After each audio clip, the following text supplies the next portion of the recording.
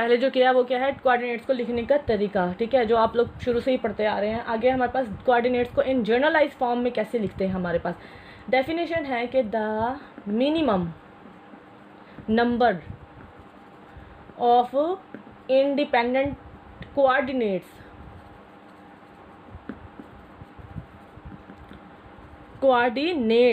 मतलब कि सिस्टम में एक कोऑर्डिनेट है, 2-3 कोऑर्डिनेट होते हैं इसमें, तो उसमें इसकी डेफिनेशन समझेंगे। और या variable which is required to describe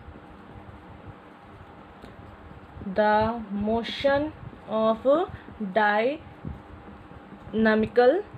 system, क्योंकि ये डायनामिकल सिस्टम जो होता है फिजिक्स की ब्रांचेस काफ़ी सारी हैं, लेकिन इसको हम किस में पढ़ रहे हैं, डायनामिकल। स्टैटिक्स भी होती है, डायनामिकल क्या मतलब जो हमारा सिस्टम है वो मोशन में, रेस्ट में नहीं है, is known as generalise coordinates.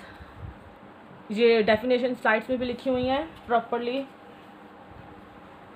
मतलब कि जो हम लोगों ने अभी कोऑर्डिनेट्स डिफाइन किए थे, क्या आया था हमारे पास, मान लें कि 3-4 था हमारे पास, तो इसके जनरलाइज कोऑर्डिनेट्स कितने हो जाएंगे, 2 हो जाएंगे। इस तरह 3 एक्सिस में हमारे पास है 2, 3, 4 था, तो इसके जनरलाइज कोऑर्डिनेट कितने हो गए, 3 हो गए। इसी तरह अगर हम सर्कल की बात करें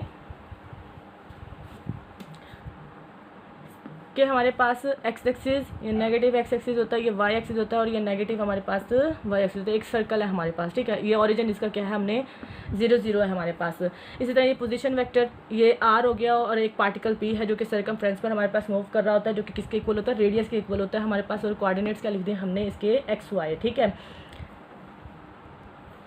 और ये तो हमारे पास क्या हो गए, कोऑर्डिनेट्स हो गए। आगे हमारे पास क्या है, थीटा, इसके दरमियान में एंगल भी होता है हमारे पास। इस थीटा के रिस्पेक्ट से आप क्या लिख सकते हैं, जनरलाइज्ड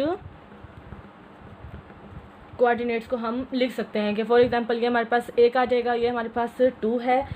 जैसे यहाँ पर साइन थीटा किसके इक्वल होता है हमारे पास, परपेंडिकुलर ओवर हाइपोटेन्यूस होता है, मतलब वाई ओवर के हमारे पास ये हो जाएगा एक्स एक्सिस, और ये हो जाएगा हमारे पास, ये एक्स एक्सिस के पैरेलल हो गया तो ये एक्स एक्सिस कोऑर्डिनेट हो जाएगा, और ये हमारे पास वाई कोऑर्डिनेट हो जाएगा, वाई एक्सिस के एक पैरेलल है हमारे पास, तो ये वाई कोऑर्डिनेट्स हो जाएगा, ठीक है। वाई ओवर आर है हमारे पास, तो y इज इक्वल टू क्या बन जाएगा हमारे पास, r साइन थीटा। मतलब कि कार्टेशियन जो कोऑर्डिनेट थे हमारे पास वो किस में शिफ्ट हो गए, हमारे पास जनरलाइज्ड कोऑर्डिनेट्स में हमारे पास। सिमिलरली आप x is equal to R cos theta भी लिख सकते हैं। तो यहाँ से हमारे पास एक नोट बनता है कि कार्टेशियन कोऑर्डिनेट्स को क्या कर सकते हैं हम, can be expressed in terms of the generalised coordinates लिखते हैं।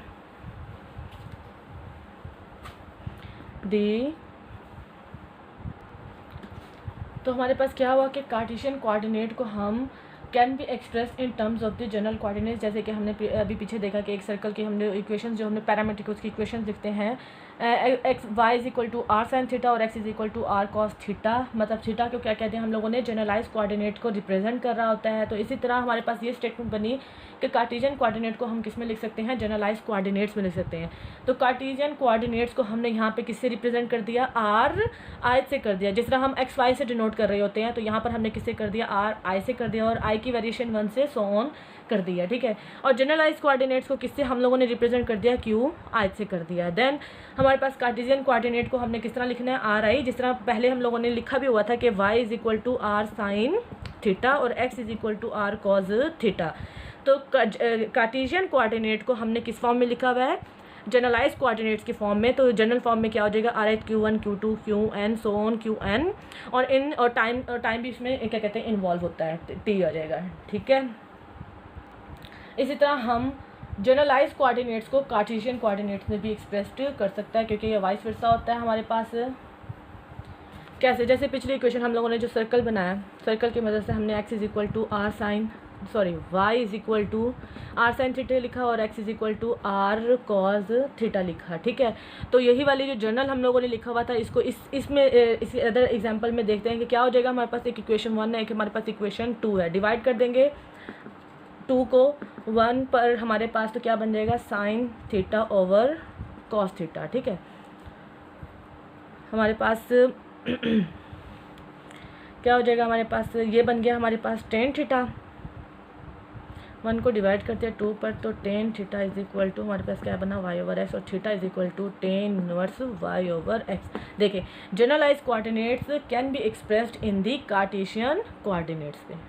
ठीक है, आज तक के लिए इतना ही। नेक्स्ट टॉपिक जो हमारा होगा वो किस पर होगा, वर्चुअल वर्क पर होगा।